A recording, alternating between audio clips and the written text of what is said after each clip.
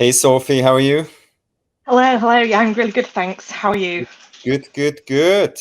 You're the technical SEO director. We just talked about tech SEO. Love to hear your thoughts. At Studio Hawk, you're going to talk about tracking, measuring, and improving core web vitals, a very important algorithm signal. Why don't you give us quickly introduce yourself a bit more, and then let's dive right into your presentation. Perfect. Yeah, so that's right. I'm the technical SEO director.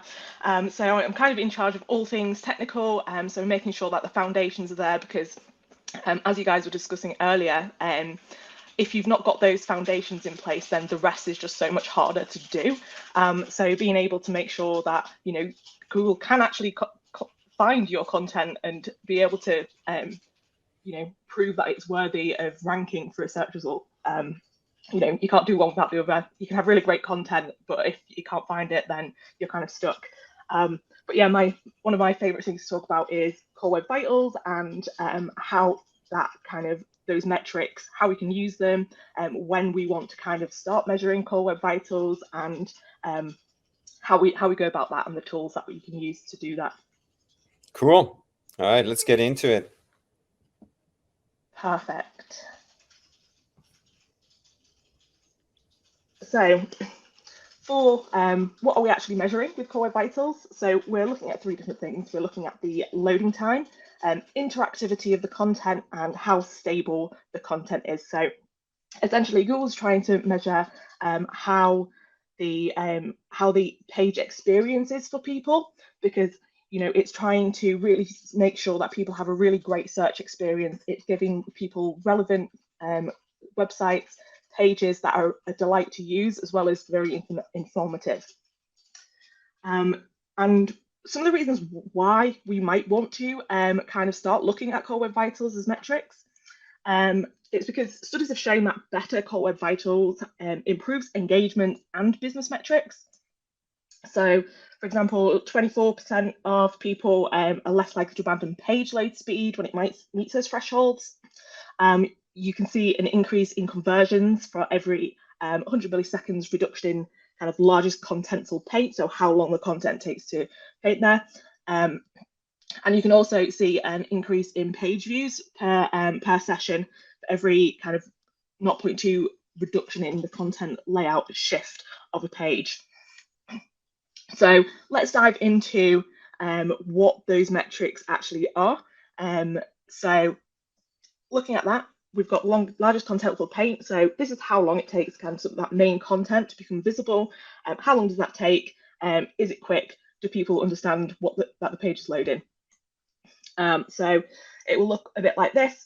So the largest contentful paint is that main piece of information that is on the page. So that hero image, how long does it take for that initial bit of information to display for a user?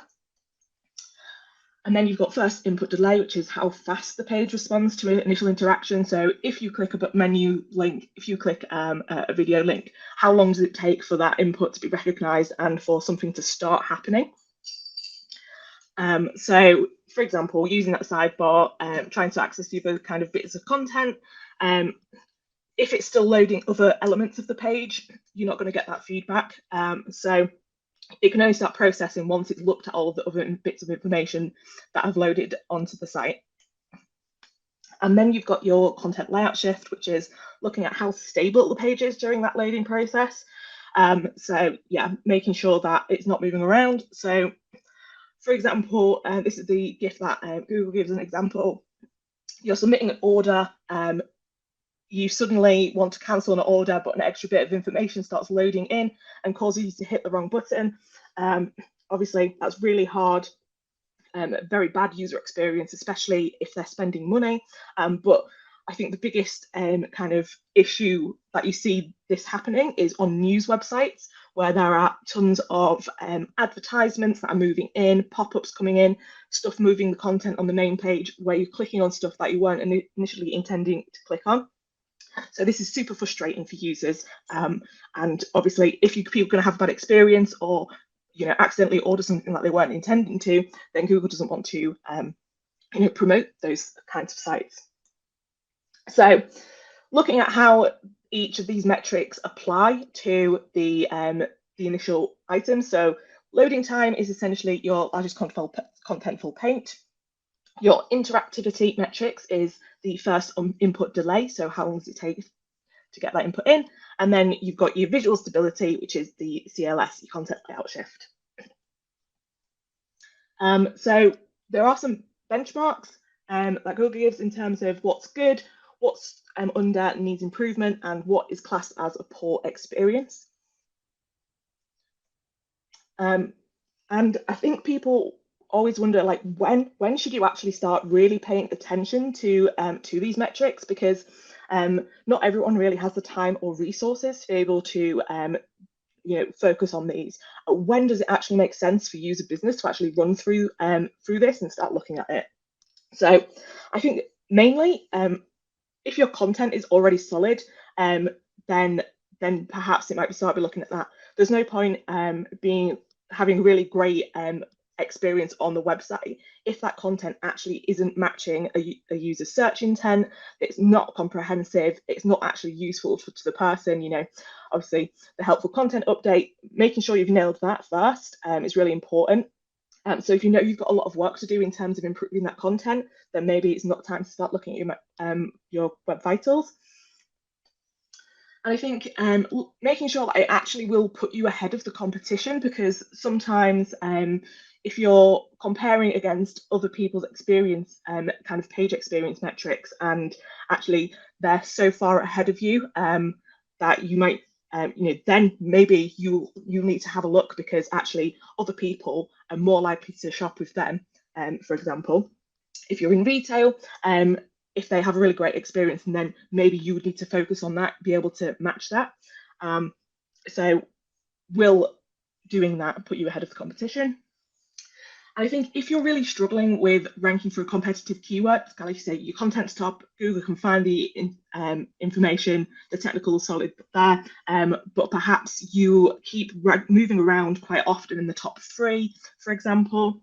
You're really struggling to kind of get that point of difference between your page and the other pages that are competing against you. And I think it's also worth looking at if traffic isn't a primary concern at the moment, because then if you've already got kind of quite a lot of people coming in through the door, then it's easier to try and focus on the kind of experience metrics. Whereas if you're struggling to get enough people actually onto the site, then probably not the best time to kind of focus on this, because then again, you want to look at that content. How else can you attract people? What keywords are you not reaching at the moment? So perhaps traffic isn't a primary concern if you're going to be looking at those core web vitals.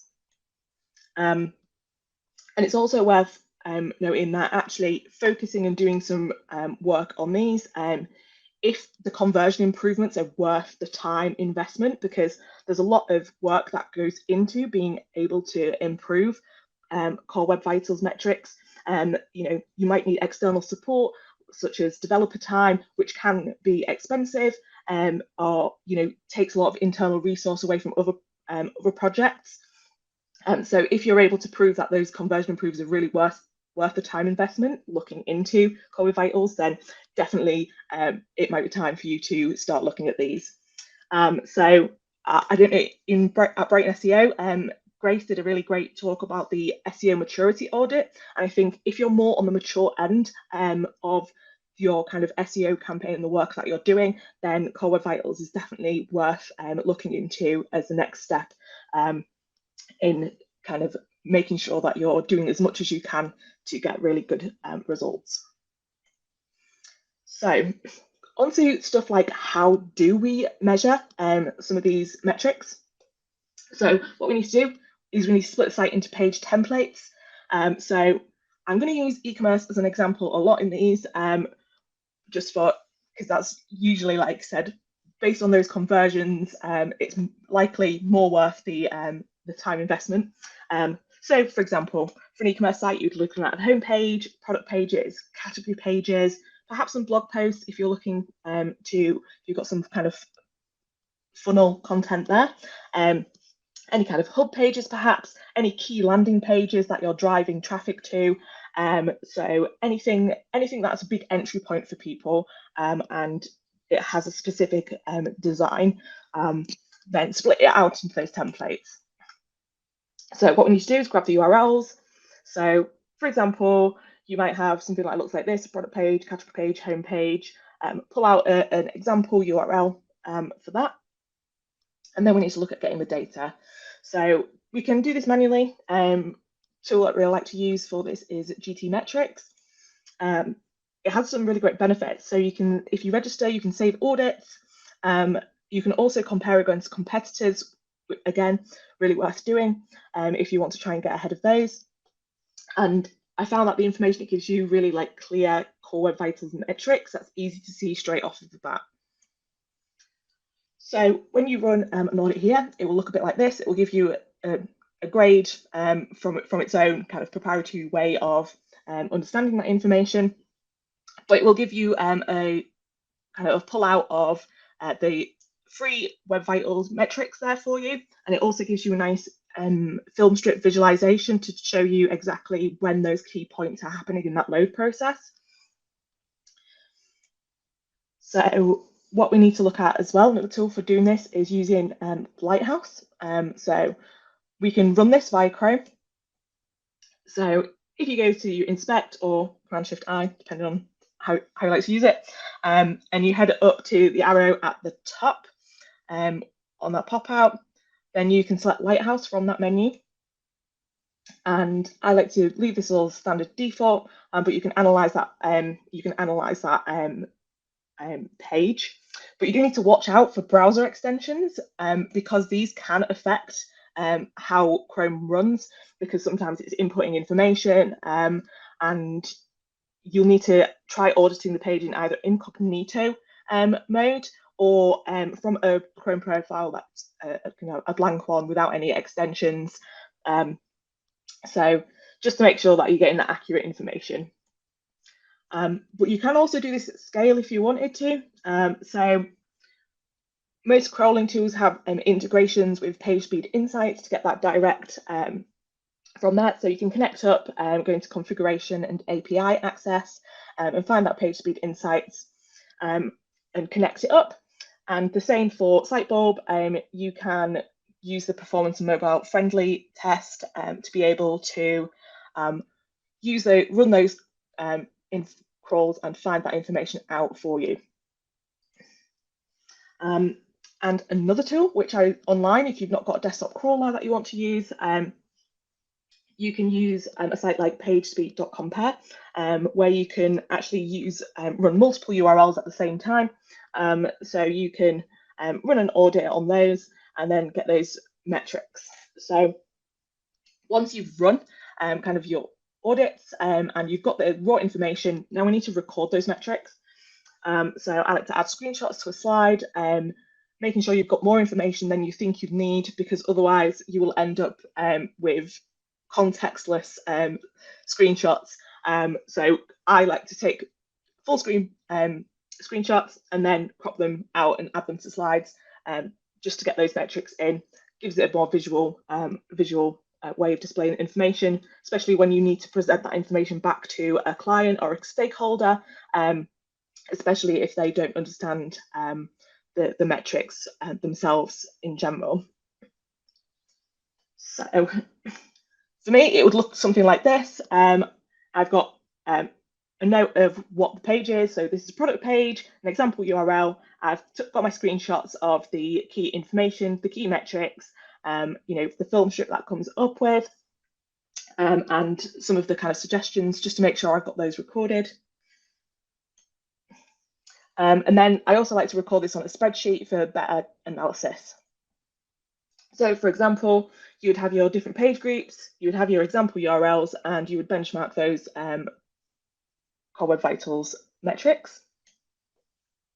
But you do need to watch out for, there is a missing first input delay metric, because if you have a look on the Lighthouse scores, it doesn't show that as a metric. And whilst GTmetrix does give you LCP and CLS, The third metric that it says is one of them is TBT.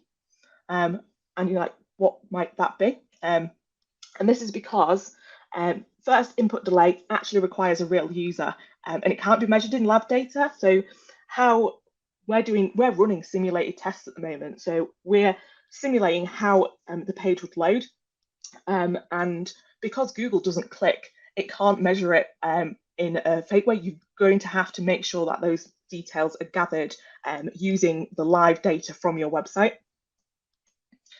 Because yeah, you've got those simulated performance metrics, but thankfully, total blocking time metric is lab measurable and it correlates well with that first input delay metric. So that's really good that we can actually substitute that in. So we're now able to find the first input delay, or actually it's the total blocking time benchmark for that we're using as a proxy.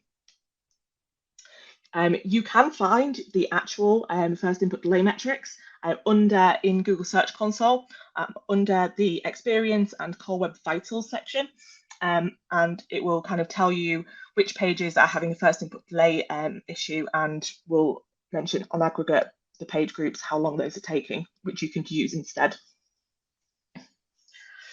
Now, another thing that I really like to record metrics of is those competitors, because like I say, you need to see how far away from those competitors are, and are they doing a much better job, and you really need to work on those kind of Core Web Vitals metrics. So again, we'd run the exact same process, but with those competitor pages. So similar to what you've already pulled for your key landing pages, page groups, you would pull a competitor URLs for those, because comparing adds that extra context. So you can show here, these are two competitors that I'm trying to beat, for example, and here are their scores. This is how well they're doing. We can say, for example, on the left, we've got Monkey. Let's say that's us. We can say, hey, Next are actually doing far better. They have actually a really great first contentful paint, and the page doesn't shift around at all. That's got a good score. Whereas we really need to actually improve that to be able to actually put ourselves in a better place to be able to compete with the site experience. Like I said, especially if you're really competing quite hard and you're moving around quite a lot within the top kind of search results.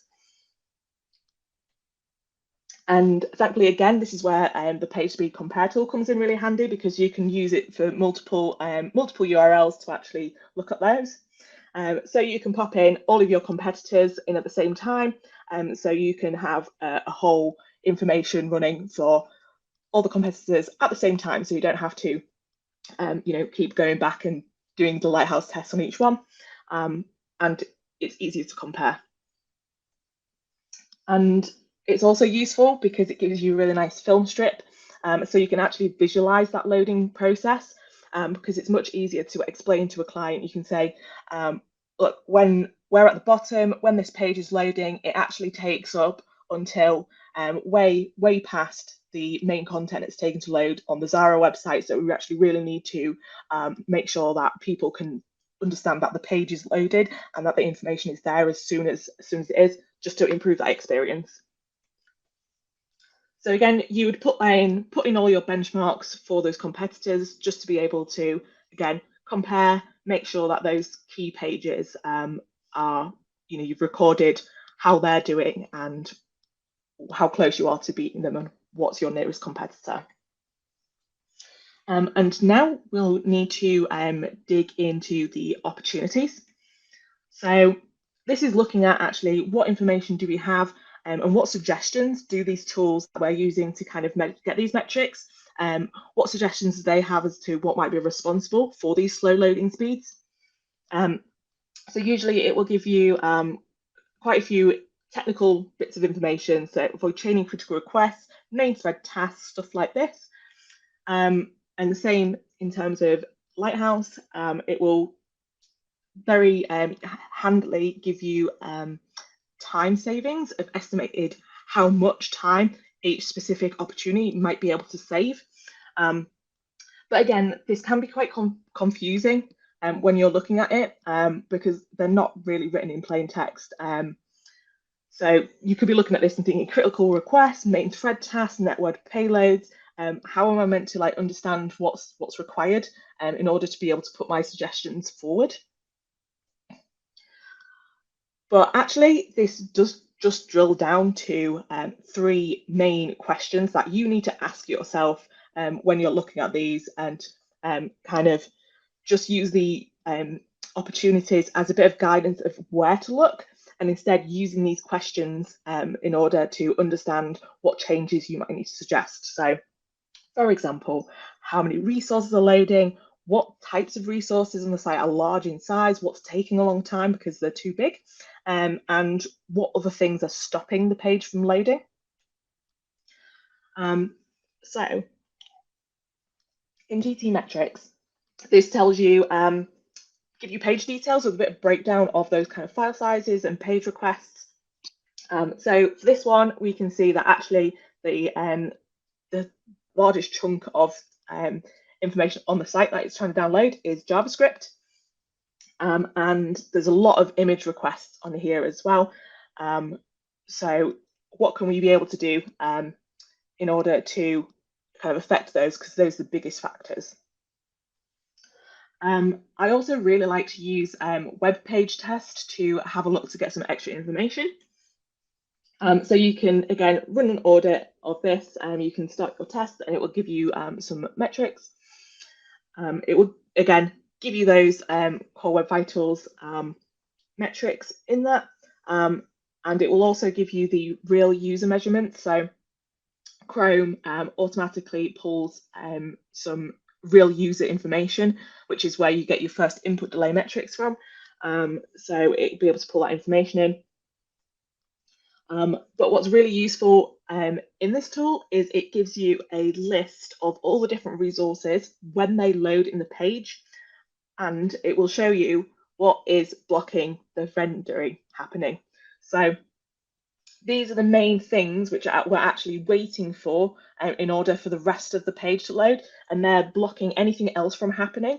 So we're unable to start the loading process for anything else that we're looking at downloading. So why is this an issue? This is because when the browser is processing the information on the page, it's going to begin parsing that HTML. It's going to be reading through all of the information, and then actually it needs a script to be able to figure out there's some dynamic content on there. So it's going to have to stop, wait, download that script, and then execute it before it can continue doing anything else with the page, pulling out all the extra content. And every time that there's something that it comes across that it's again got to re-download, it stops that process. So that's what takes so long for that initial first paint of all of that content to load for you. But what we can find is that potentially there's some scripts that are stopping page load but are not actually essential to that. So is there anything that we can look at from there and either remove it?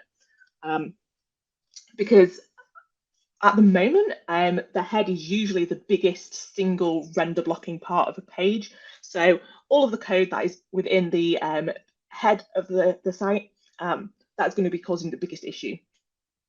So he's done some really great videos on this, on about how to optimize your head in order to have a better processing of that content information to stop that render blocking happening. It's because usually you will go into a website and you will find script after script after script. So it might look a bit like this. This is all script types. I've zoomed in, and this is the first, I think, 30 or so lines. This is all scripts,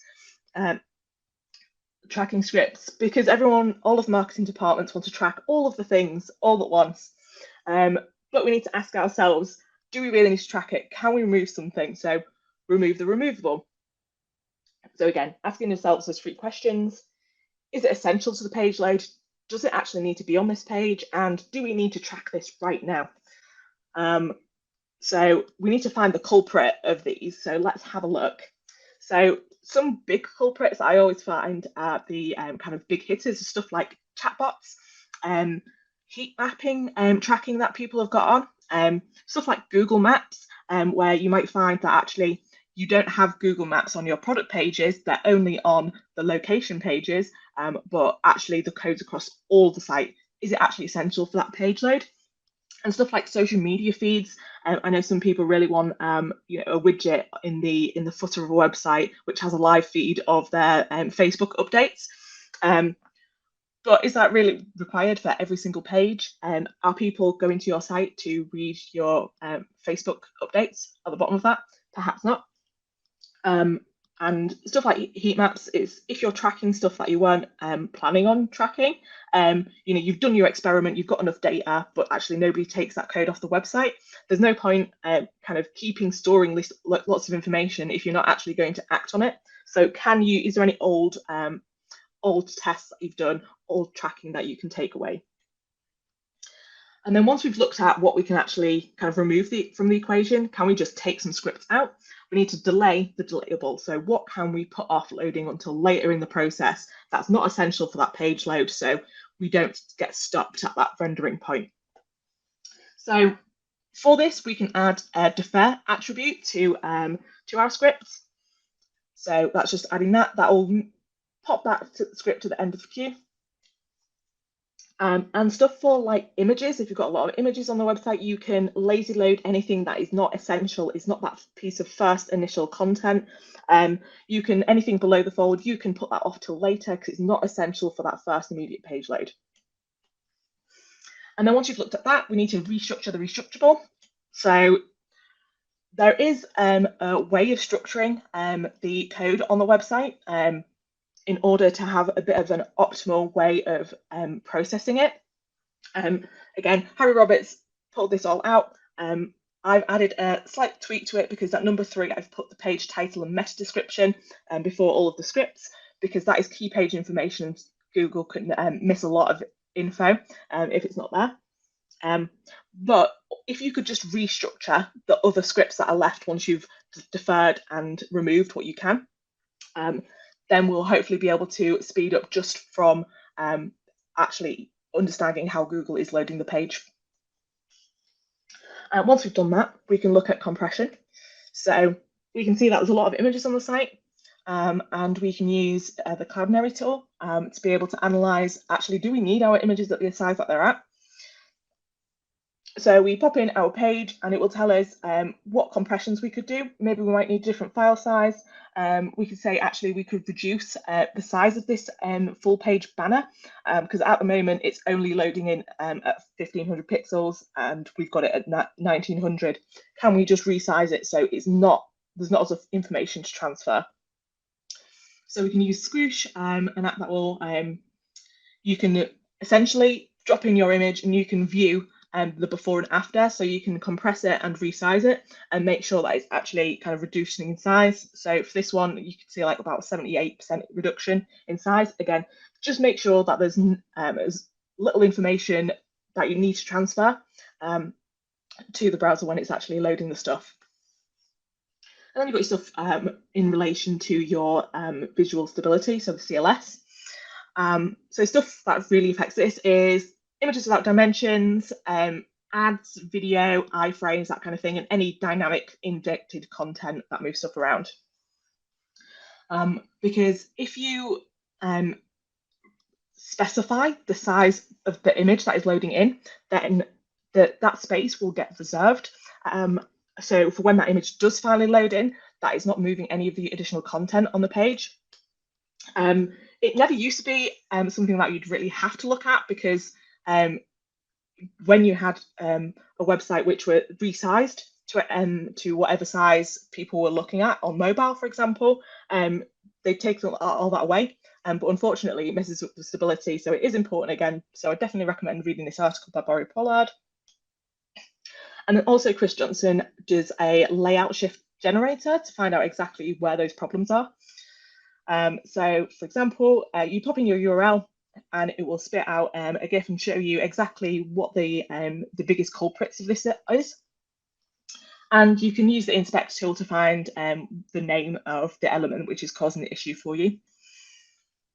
And then this makes sure that you're able to pull that information out, describe what is actually happening and what why the page is moving around. you can just write that in plain text.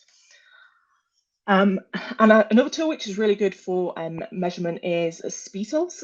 So you can actually measure your performance and keep a tab and making sure that actually everything is running as smoothly as you want, just to make sure that you've got it covered and you don't actually have to keep on manually checking. Because it's really important to test your changes, because you can use Google Lighthouse to be able to estimate the impact of your changes. So under the network tab, if you can filter down to the different file sites. So looking at those opportunities that the tools have given you earlier, and we've said, hey, actually we don't need a particular script because it's a tracking script, it's a chatbot. If you right click, you can select a block request URL. And then what this will do, you can then rerun a Lighthouse audit, and it will simulate it with those scripts turned off. So go back to your report, and then it shows you the actual time saving that you have done there. So you can see that speed index, you can see the before and after results. So you can actually say the changes that we were proposing, they're going to have this impact, because it's easier to understand this. Because again, looking at that 1.3% increase in conversions, for every so Google used to have a really good impact calculator to work this out for you. Unfortunately, they've recently taken it off. It was the Think with Google tool, but we can use the same principle to be able to see what the improvements might cost financially. So, for example, if we're looking at a site, let's say we've got the visitors per month, we've got a current organic conversion rate, and we've got our average order value for the organic traffic. And we're looking at increasing by a second, and we've said, look, the contentful paint, that's going to take a second off. Let's add that up. So we've got you've got 10 times 1.3% increase. So what this would look like to you is your new conversion rate. You'd get potentially 11 extra orders from this, which is worth an extra, nearly £1,000 in additional revenue for doing this work. So it's really great for getting buy-in, and again, proving that the value of the work that you're suggesting, and actually saying this is going to financially benefit the site. Again, I mentioned at the beginning, it's worth doing if conversions is focusing on conversions is really going to benefit you financially. It's worth the time investment. But yeah, you just got to make sure that you're really kind of making suggestions that move the needle and that are actually going to impact the bottom line. I think that's everything from me. Because just making sure that you've done everything you've done, you can prove the value of that, and then making sure that those everything that you're suggesting that you want to implement, is it going to affect that bottom line? Is it worth doing that improvement? Just so you can actually get buy-in to put that development resource in. Wow, awesome. Thank you so much, Sophie. Technical SEO is a beast. I'm going to be honest, it's my least favorite part of SEO. But it's so important. It makes a difference. We see it with our clients, right? It just increases the baseline that we can, have then to work with. Gosh, with that being said, let me see. I think you answered everything that you promised to answer in your presentation. Kudos from our attendees. Sophie, thank you so much for this presentation.